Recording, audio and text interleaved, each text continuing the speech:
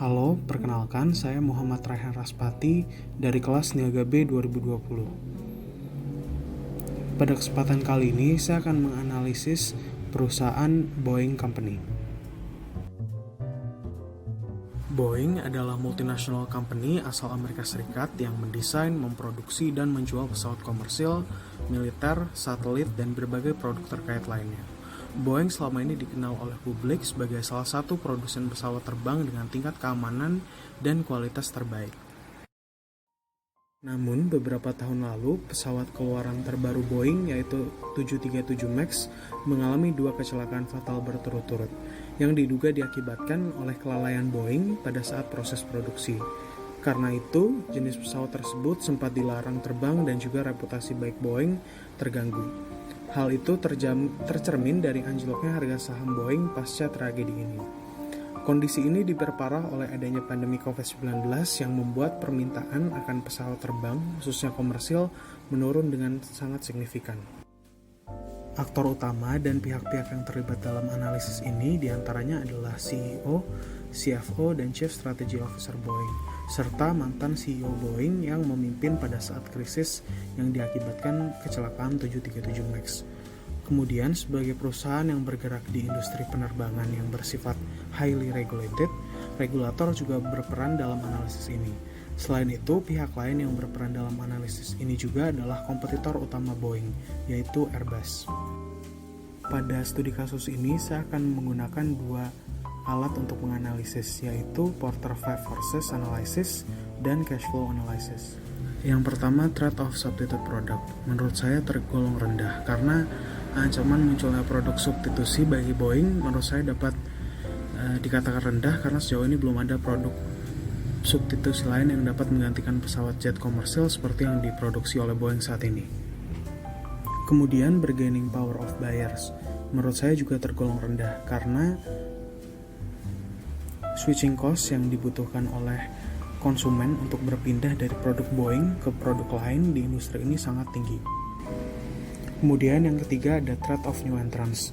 Menurut saya juga tergolong rendah karena bagi calon pendatang baru yang ingin masuk ke industri yang sama dengan Boeing dibutuhkan modal yang sangat besar, sehingga barriers to entry-nya sangat tinggi. Kemudian yang keempat adalah bargaining power of supplier. Menurut saya tergolong moderate karena untuk bagian-bagian tertentu seperti mesin pesawat yang memiliki tingkat kerumitan dan juga teknologi yang tinggi, Boeing masih bergantung pada 2 supplier, yaitu General Electric dan Rolls-Royce. Kemudian yang terakhir adalah rivalry among existing competitor. Menurut saya tergolong tinggi karena saat ini persaingan antara Boeing dan Airbus masih sangat sengit. Kedua perusahaan ini masih terus berkompetisi untuk menguasai pasar jet komersial di dunia. Produk yang ditawarkan oleh mereka juga tidak memiliki diferensiasi yang sangat signifikan satu sama lain, sehingga membuat tingkat kompetisinya semakin tinggi. Selanjutnya adalah cash flow analysis. Cash flow analysis adalah salah satu framework utama yang dapat digunakan untuk mengukur keberlanjutan dan fleksibilitas perusahaan dalam menjalankan operasional bisnisnya. Selain itu, cash flow juga dapat digunakan oleh perusahaan untuk mendanai berbagai upaya mereka dalam menghadapi persaingan dengan para kompetitornya. Dengan tingginya persaingan yang dihadapi oleh Boeing, seperti yang sudah dibahas pada Porter Five Forces Analysis sebelumnya, dengan kompetitor utamanya Airbus, tentu Boeing membutuhkan kondisi cash flow yang baik agar Boeing dapat terus bertahan dan mengungguli kompetitor mereka. Berikut ini adalah cash flow statement dari Boeing tahun 2021.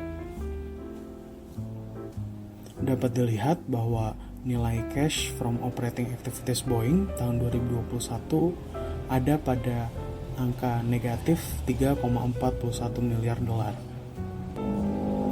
Pada 2 tahun sebelumnya, tahun 2020 dan 2019, cash from operating activities Boeing juga ada di angka negatif. Kemudian, nilai cash from investing activities Boeing ada pada angka 9,32 miliar dolar.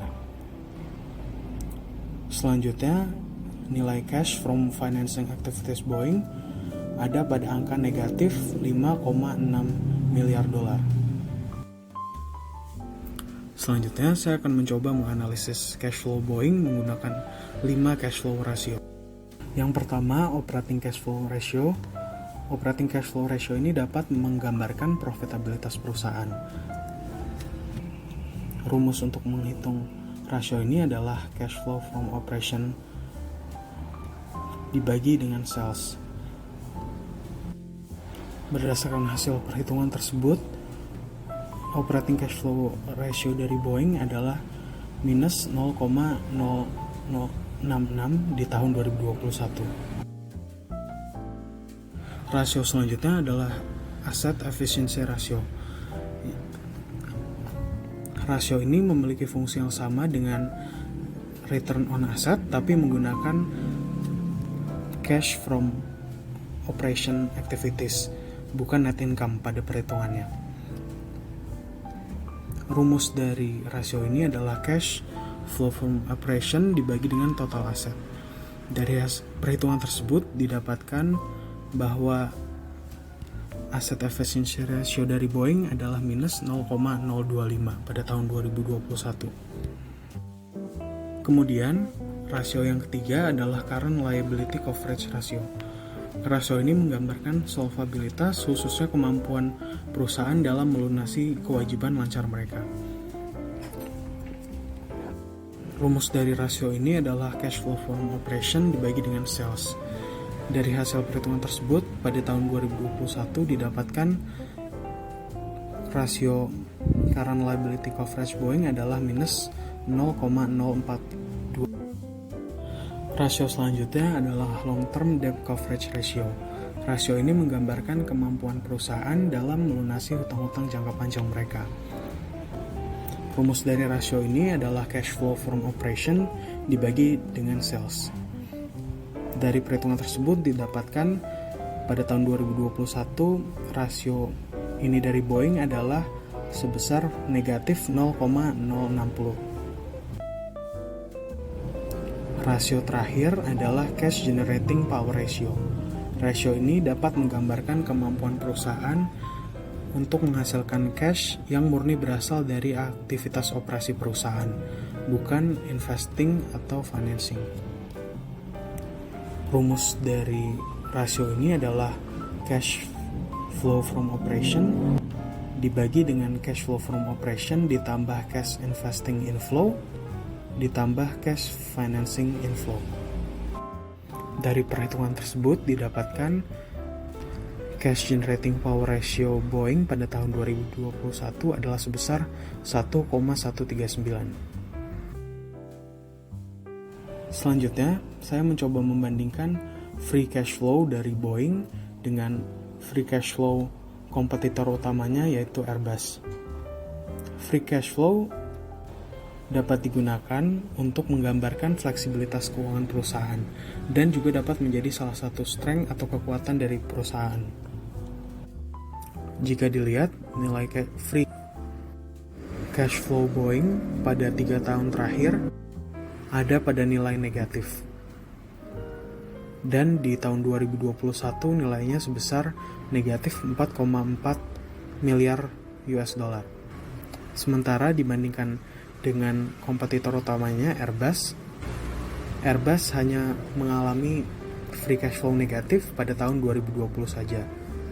Sementara pada di tahun 2019 dan 2021 free cash flow dari Airbus ada pada nilai yang positif dengan nilai free cash flow di tahun 2021 sebesar 3 miliar US dollar.